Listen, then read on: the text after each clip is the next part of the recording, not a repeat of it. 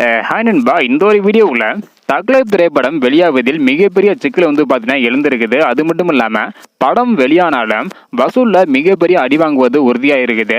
என்ன ரீசன், என்ன ஆச்சு அப்படின்றத இந்த ஒரு வீடியோவில் டீட்டெயில் பார்க்க போகிறோம். அதுக்கு முன்னாடி வரும் ஜூன் 5ஆம் தேதி தக்லைஃப் திரைப்படம் உலகம் முழுவதும் ஒரு பேன் இந்தியா மூவியாக பார்த்தீங்கன்னா வெளியாக போகுது.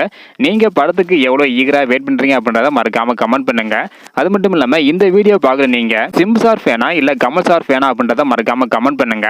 ஓகே அன்பா, வாங்க நைக்கான வீடியோக்குள்ள போகலாம். ஓகே அன்பா, சென்னையில் தக்லைஃப் திரைப்படத்தோட இசை வெளியீடு விழா வச்சிருந்தாங்க. அதுல கமல் சார் பேசியது தற்பொழுது ட்ரெண்டிங்கான காரணத்தினால மிகப்பெரிய அளவுக்கு ஒரு எதிர்ப்பு பார்த்தீங்கன்னா கிளப்பி இருக்குது. என்னாச்சு அப்படின்றத டீல பார்த்துடலாம். அதாவது தக்லைஃப் இசை வெளியீட்டு விழாவில் பாத்தீங்கன்னா கமல் சார் சிவராஜ்குமாருடைய குடும்பம் அந்த ஊரில் இருக்கும் என்னுடைய குடும்பம் என்றும் அதனாலதான் அவர் இங்க வந்திருக்கிறார் அப்படின்றதையும், அது மட்டும் இல்லாம தமிழ்ல இருந்து பிறந்ததுதான் உங்க மொழியான கன்னட மொழி அப்படின்னு பாத்தீங்கன்னா கமல் சார் சொல்லியிருப்பாங்க. இதுக்கு தான் தற்பொழுது கன்னடாவில் மிகப்பெரிய அளவில் எதிர்ப்பு கிளம்பி இருக்குது. கன்னடாவில் தற்பொழுது தக்லைஃப் திரைப்படத்தோட போஸ்டர் எல்லாம் பாத்தீங்கன்னா கிழிச்சு தங்களோட எதிர்ப்பை தெரிவிச்சுட்டு வராங்க.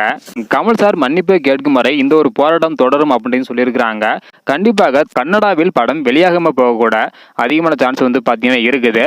ஒருவேளை கன்னடாவில் படம் வெளியானாலும் வசூல்ல மிகப்பெரிய அடிவாங்கும் அப்படின்றதுல எந்த டவுட்மே கிடையாது. இன்னும் படம் வெளியாக ஒரு வாரம், அதாவது 7 நாட்கள் தான் இருக்குது.